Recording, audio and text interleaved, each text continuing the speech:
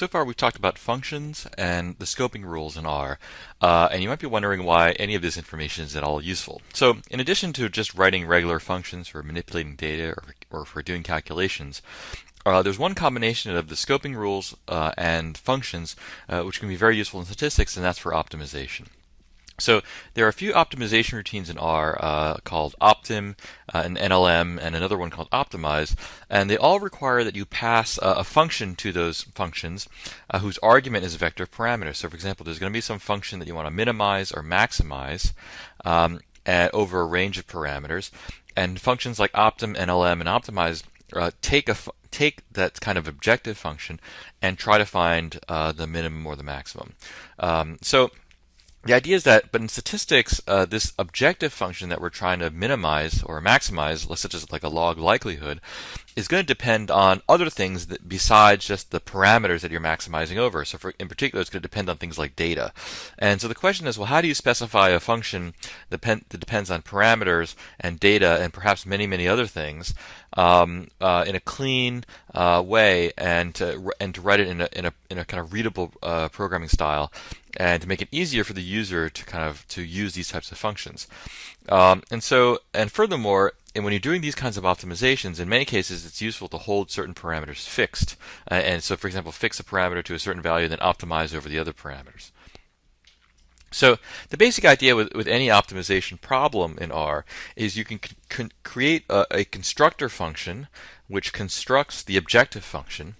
And then the objective function the idea is that it would have all of the data and all the other things that it depends on would be kind of included in the defining environment of that function. So it would kind of carry along those other things like baggage, in its enclosing environment. And so that way you don't have to specify those things every time you call the function. The only thing that you need to specify is the value of the parameter. So for here I've written a constructor function that creates a negative log likelihood. So just as a note, most of the functions in like optim and NLM and optimize in R, they all attempt to minimize functions by default. And so when you write your objective functions, if they're designed to be maximized, then you have to kind of take the negative of those functions so that you can minimize them.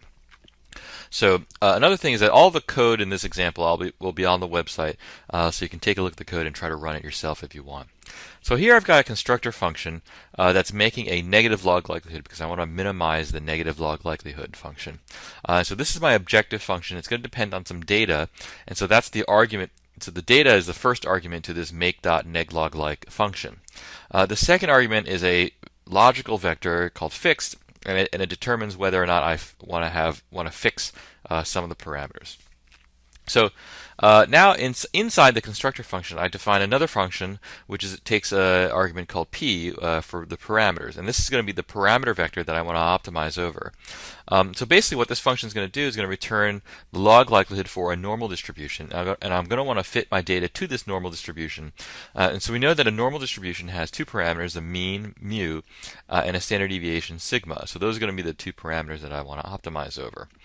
And so here I'm just defining the log likelihood and taking the negative of it so that I can minimize it. And then what the constructor function does is it returns the function as the return value. So here I'm going to simulate some normal random variables with mean 1 and standard deviation 2. And then I'm going to make my constructor function. I'm going to call my constructor function with these random variables and create my NLL or negative log likelihood function.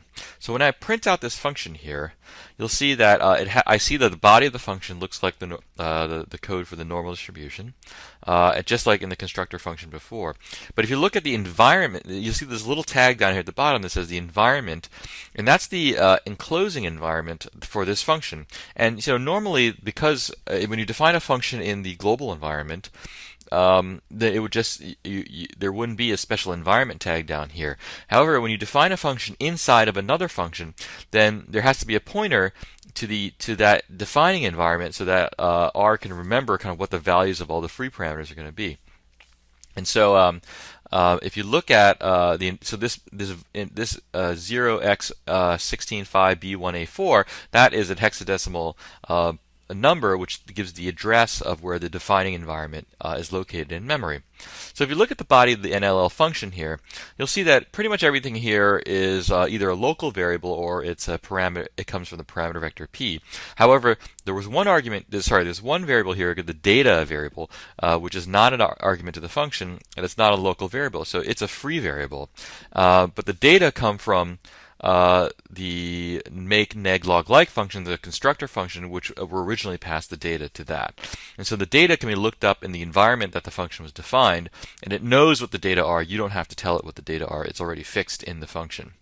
So if you look at the environment for this negative log likelihood function by calling ls, you'll see that the data variable is there, the fixed variable there, which indicates which parameter should be fixed, and then there's also the params variable there. So those three things are all free variables inside this negative log likelihood function, but they're defined in the defining environment. So now I can call optim on my NLL function. I'm going to pass it some initial values for mu is equal to 0 and sigma is equal to 1, and it'll run, and you'll see that when it optimizes the function, the estimates turn out to be 1.2 for mu and 1.78 for sigma. So pretty close to the truth, remember, which was 1 and 2. Now, I could, if I wanted to, I could fix sigma to be equal to its true value and then just optimize over mu to get the mean. And so when I call so I need to reconstruct my objective function by calling make.neglog-like. And here I set the fixed variable to be false for mu and then 2 for sigma. So I'm setting sigma to be equal to 2 and I'm letting mu be free. So here, now I can just call optimize, because optimize will minimize a function of a single variable only. And because I only have a single variable in this function, I can use optimize. And you can see that it estimates mu to be about 1.21. So slightly different from the previous optimization. I can also fix mu to be equal to 1 and try to optimize over sigma. And in order to do that, I have to construct another function for optimization and call optimize on that. Here I get my estimate of sigma to be about 1.8. If I want, I can plot the likelihood or the log likelihood, and this is very easy to do when I have a function that doesn't depend on a lot of other parameters. So here I'm going to make the negative log likelihood. I'm going to fix mu to be equal to 1, and I want to plot the negative log likelihood as a function of sigma. And so I construct my function here in LL. I construct a sequence of grid values for the x-coordinate, and then I apply my NLL function to all those grid points and create my y variable. So now I can just plot this I can plot the x's and the y's and connect the dots using the type equal to L. Similarly, I can plot the negative log likelihood as a function of the mean by fixing sigma to equal to 2 and letting mu vary. And similarly, I create another grid of points, another set of grid points, and I evaluate the NLL function on those grid points, and I make a plot.